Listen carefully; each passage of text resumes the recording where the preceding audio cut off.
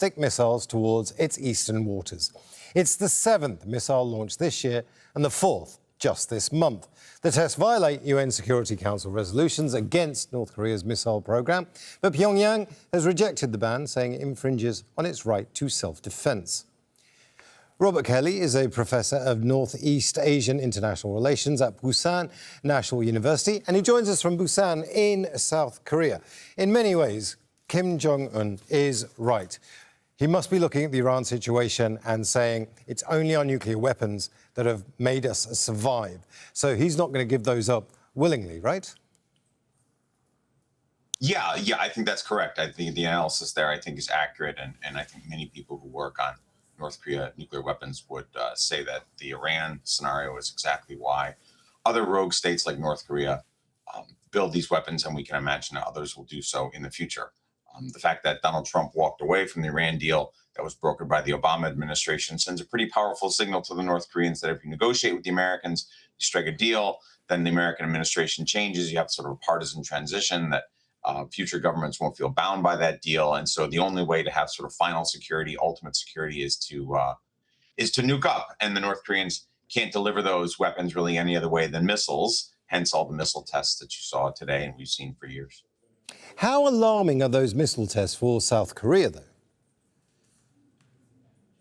Pardon me?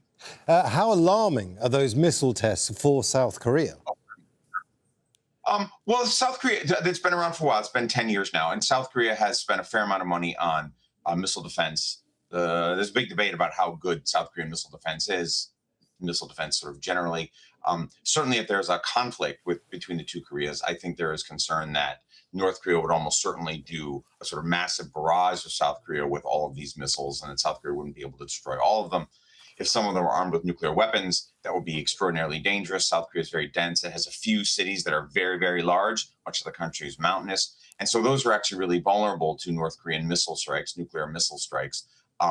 But that said, this has been an issue for a long time. There's really no other way that North Korea could strike South Korea in a big way. Its Air Force is really out of date. Its Navy is really out of date. Its Army is very large, but it's significantly outclassed. So missiles are the real threat, and that's something that the U.S. and South Korea have been working on for a good 2 decades now. So there's some kind of contingency out there. But yes, I mean, in principle, you're right. I mean, it is very alarming because North and South Korea is so vulnerable. Its cities are so large.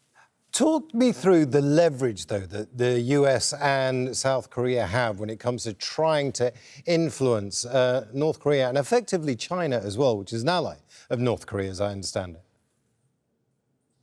Yeah, so we don't have a lot of leverage, to be honest, in part because the North Koreans are willing to absorb enormous costs in order to create missiles and nuclear weapons. Many other countries are not willing to impoverish their citizens, to brutalize their citizens, to pursue nuclear weapons as relentlessly as the North Koreans. I mean, the North Koreans really are at the kind of extreme outlier of sort of brutality and their willingness to just push the costs of sanctions onto their own population and recklessly sprint for nuclear weapons. So sanctions are useful, to the leverage you mentioned. Sanctions are useful in that way it can slow down the North Korean program. So without sanctions, they might have 200 nuclear weapons instead of 100.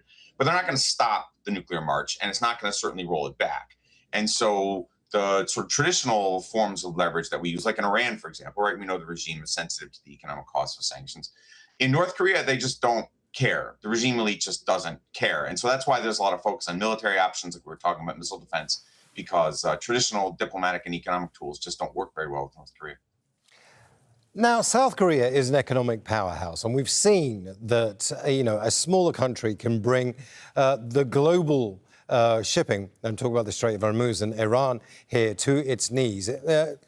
North Korea must be looking at that and thinking, well, if we threaten South Korea, they've got a lot more to lose than we have. And you just mentioned that earlier, that, they can absorb all of this. So is that a part of their thinking as well? Yeah, I think if you're North Korea, you don't want to sort of attack and wreck South Korea. What you really want to do is live off of it, right? You want to sort of be like a parasite. You want South Korea using all this wealth that we just discussed as sort of like you want like a parasitic relationship with that, where South Korea basically pays your bills. And as you said, South Korea, as we just all learned, right, a lot of countries are very, very exposed, right, have very long, tenuous supply chains and supply lines, right? In this case, for oil and fuel and other elements out of the Gulf.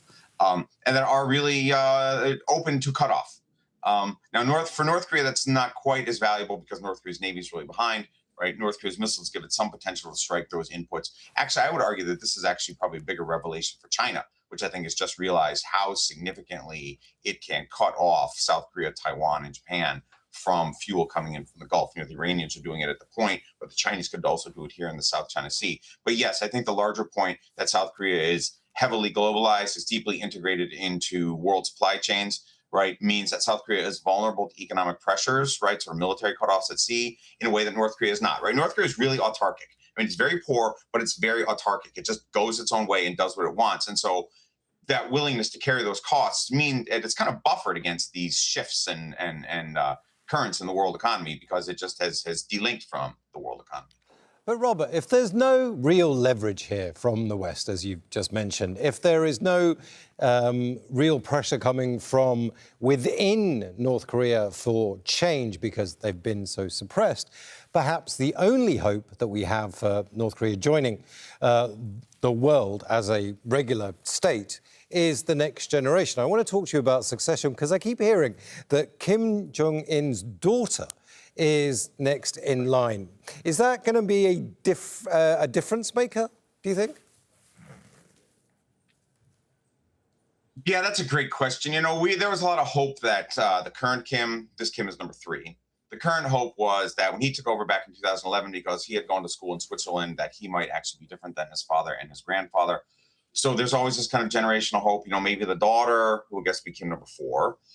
Maybe she listens to K-pop and, she likes Squid Game and Netflix and she's on Apple TV, whatever, that kind of stuff.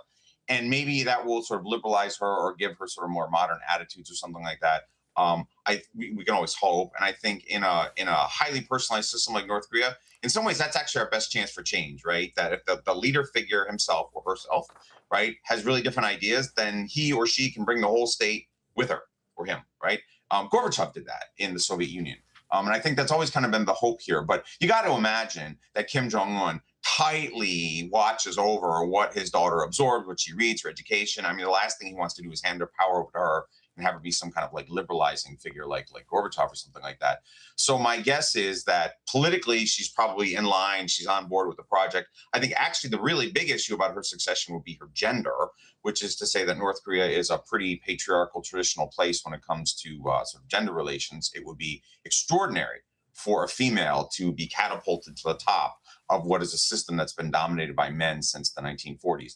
I suppose it could happen. Kim could always sort of kill his way into that by just eliminating all possible opposition. But I wonder if there's going to be like a backlash among the military elite and others to having a young woman in charge.